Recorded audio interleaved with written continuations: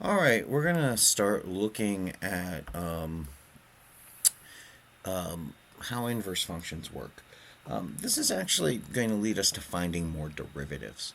Um, so what I want to note is section 3.8. So section 3.8 is what we're going to look at. And it's derivatives of an inverse function.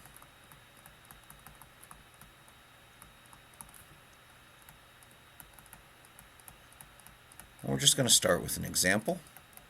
And we're going to let that example inform us to see if it can help us work. So we're going to look at the function f of x equals 1/2 of x plus 1. And so the inverse of that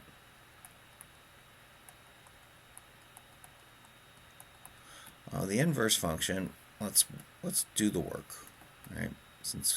So we're going to say y equals 1/2 of x plus 1. We'll swap x and y. We'll solve for y.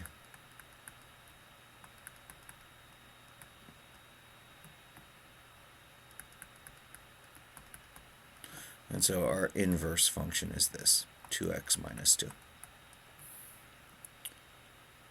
All right, let's look at the derivatives then.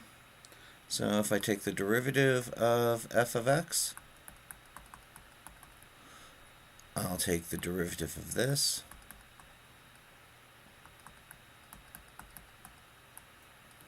And so that's going to be 1/2. So we'll say dy dx is 1/2. If I come over here and I take the derivative of the inverse,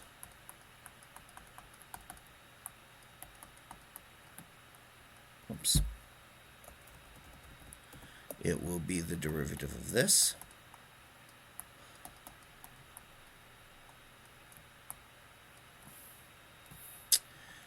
Which is 2, right? Because they're coming across. So dy dx in this case is 2. What does this mean? If we look at this, actually, I think I'll leave the dy dx out of here. Maybe I'll go f negative 1 prime. Right, we have a weird notation we have to deal with. But this is, in finding inverse functions, we flip the domain and range. So we're changing x and y relationships. Well, let's look at that visually here. If I flip the relationship, I flip the fraction. And so we get a reciprocal. And so reciprocal slopes seem to be something that drive finding an inverse. So this should hold for other functions. So let's look at your book's notation a little bit here and what they're going to say. So they're going to say that the inverse of a function's derivative at some point b is equal to 1 over the given function's derivative at some point a. And that point a and b has to do with the swapping of the function, right? Point b, right? If we look at a given point here, right, let's say 2, then 2 over here gives us 3. That subsequent point on the inverse is 3. So remember, we swapped the xy tables around. And so this is equal to 1 over the original function's derivative, at whatever the point is at b. Right? If we're swapping x and y, this function needs this point.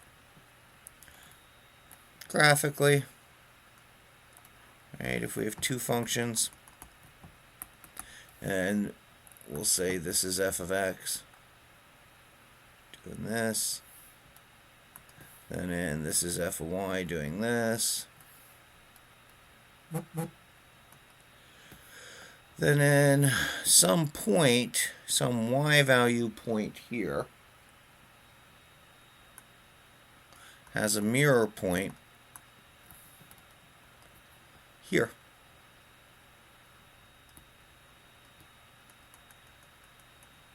And that's going to be my x value. Whoops, that's going to be a. And that's going to be my x value here. And so this function, f of a, returns b. And this function, f inverse of b, returns a, because we swap the x and y values. Right? That's a translation that we have happening on these points.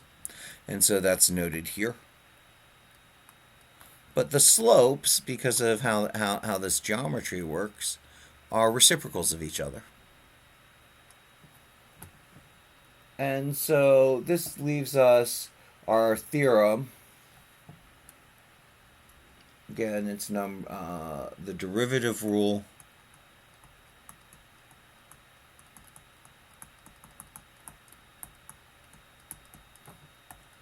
for inverses, for inverse functions, is going to say that the derivative of the inverse, well, let me set some limitations on us here. So we'll say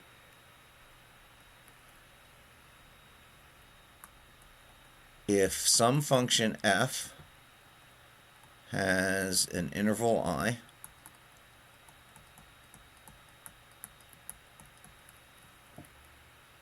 as its domain,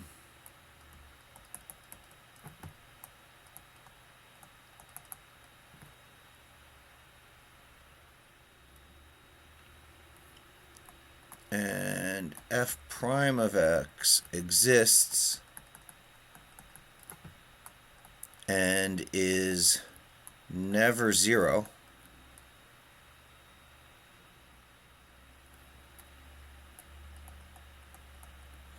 on I. And this is the thing, if we're going to be doing a reciprocal, when it comes to zero, we'll get a division by zero error. So horizontal lines are kind of out at this point. Then what we can say is then the inverse of x,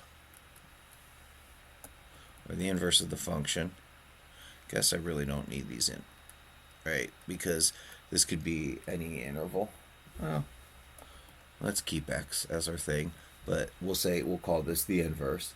Then the inverse is differentiable at every point.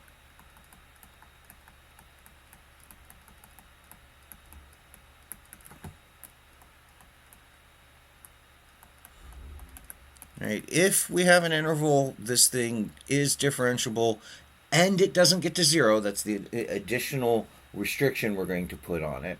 Then its inverse will be differential at every point in its domain.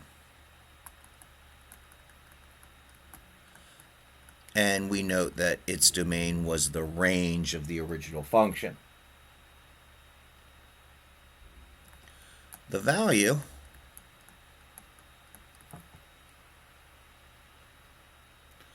of the derivative of the inverse, so the value of the derivative of the value of the derivative of the inverse, a lot of words there as I started to mumble out, the value of the derivative of the inverse at point B on the domain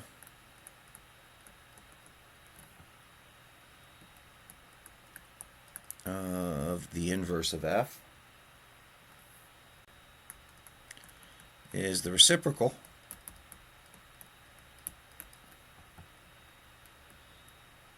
of the value of the derivative of the original function at a point A, which is equivalent to the value there. So we just took the geometry we drew here and looked at where the reciprocal was, what the values in the reciprocal were, or of the inverse, it mirroring across the line xy, how B and A are related,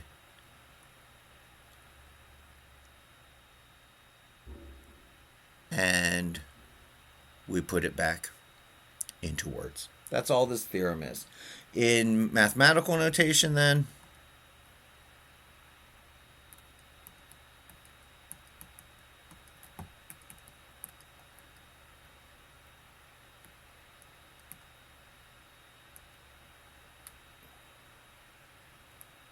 f prime of negative 1b. So it's a mathematical notation, or we can use the Leibniz notation. So the derivative of the inverse with respect to x at the point x equals b is equal to 1 over the derivative of the original function at the point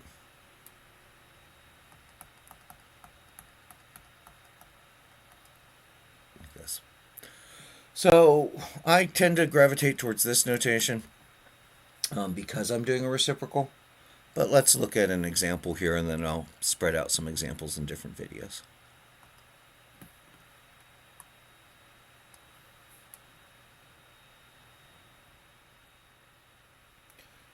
Let's look at our original function being f equals x squared. That means its inverse is the square root of x. And we're going to do this on the domain where x is greater than 0. So we're only going to look at positive values of this so that we don't get that right, the horizontal line when x equals 0. So by limiting this, we lose that x equals 0 for the derivative, or at x equals 0, the derivative is 0. So what we're going to do then is we're going to look at what would we get for the derivative of this. Well, we're going to look at it as being the derivative of the original function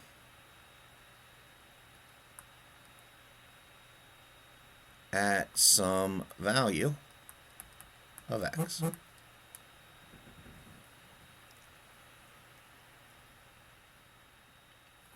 Now, the derivative of the original function is 2x. So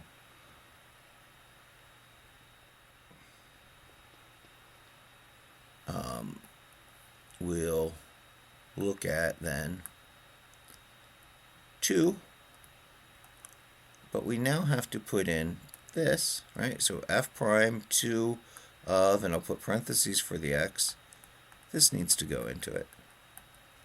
So I've got my derivative of my original function is now 2 and x, or 1 over 2 root x. And for comparison,